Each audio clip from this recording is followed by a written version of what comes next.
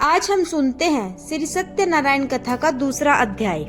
सूत जी बोले, हे ऋषियों, जिसने पहले समय में इस व्रत को किया था उसका इतिहास कहता हूँ, ध्यान से सुनो। सुंदर काशीपुरी नगरी में एक अत्यंत निर्धन ब्राह्मण रहता था। भूख प्यास से परेशान वह धरती पर घूमता रहता था। ब्राह्मणों से प्रेम करने वाले भगवान ने एक दिन ब्राह्मण का वेश धारण कर उसके पास जाकर पूछा, हे विप्र, नित्य दुखी होकर तुम पृथ्वी पर क्यों घूमते हो? दीन ब्राह्मण बोला, मैं निर्धन ब्राह्मण हूँ, भिक्षा के लिए धरती पर घूमता हूँ। हे भगवान, यदि आप इसका कोई उपाय जानते हो तो बताइए। वृद्ध ब्राह्मण कहता है कि सत्यनारायण भगवान मनोवांछित फल देने वाले हैं, इसलिए तुम उनका पूजन करो। इसे करने से मनुष्य सभी दुखों से मुक्त हो जाता है। वृद्ध ब्राह्मण बनकर आए सत्यनारायण भगवान उस निर्धन ब्राह्मण को व्रत का सारा विधान बताकर अंतर्ध्यान हो गए। ब्राह्मण मन ही मन में सोचने लगा कि जिस व्रत को वृद्ध ब्राह्मण करने को कह गए हैं, मैं उसे जरूर करूंगा। यह निश्चय करने के बाद उसे रात में नींद नहीं आई।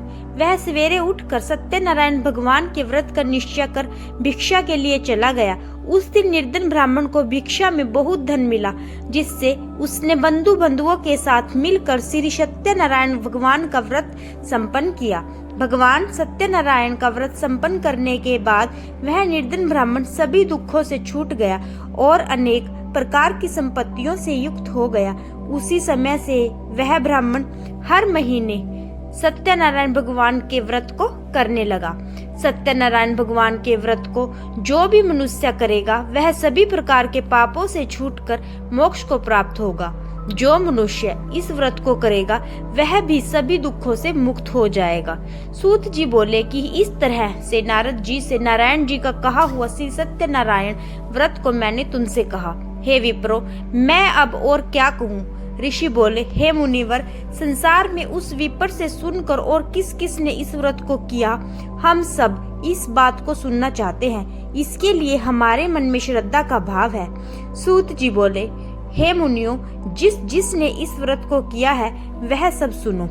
एक समय वही विप्र धन व ऐश्वर्य के अनुसार अपने बंधु बांधवों के साथ इस व्रत को करने को तैयार हुआ। उसी समय एक लकड़ी बेचने वाला बूढ़ा आदमी आया और लकड़ियां बाहर रखकर अंदर ब्राह्मण के घर में गया। प्यास से दुखी वह लकड़हारा उनको व्रत करते देख विप्र को नमस्कार कर पूछने लगा कि आप यह क्या कर रहे हैं तथा इसे करने से क्या फल मिलेगा, कृपया मुझे भी बताएं। ब्राह्मण ने कहा कि सब मनोकामनाओं को पूरा करने वाला यह सत्यनारायण भगवान का व्रत है। इनकी कृपा से ही मेरे घर में धन धान्य आदि की वृद्धि हुई है। विप्र से सत्यनारायण व्रत कथा के बारे में जानकर लकड़हारा बहुत प्रसन्न हुआ। चरणामृत लेकर वह प्रसाद खाने के बाद वह अपने घर लौट गया। लकड़हारे ने अपने मन में संकल्प किया कि आज लकड़ी बेचने से जो धन मिलेगा उसी से श्री सत्यनारायण भगवान का उत्तम व्रत करूंगा। मन में इस विचार को ले बूढ़ा आदमी सिर पर लकड़ियां रख उस नगर में बेचने गया जहां धनी लोग ज्यादा रहते थे। उस नगर में उसे अपनी लकड़ियों का दाम पहले से 4 गुना अधिक मिलता है। बूढ़ा प्रसन्नता के साथ दाम लेकर केले, शक्कर, घी, दूध, दही और गेहूं का आटा ले और सत्यनारायण भगवान के व्रत की अन्य सामग्रियां लेकर अपने घर गया। वहां उसने अपने बंधु बांधवों को बुलाकर विधि विधान से सत्यनारायण भगवान का पूजन और व्रत किया। इस व्रत के प्रभाव से वह बूढ़ा लकड़हारा धन, पुत्र आदि से युक्त होकर संसार के समस्त सुख भोग अंत काल में बैकुंठ धाम चला गया। श्री सत्यनारायण व्रत कथा का द्वितीय अध्याय इस प्रकार संपूर्ण हुआ।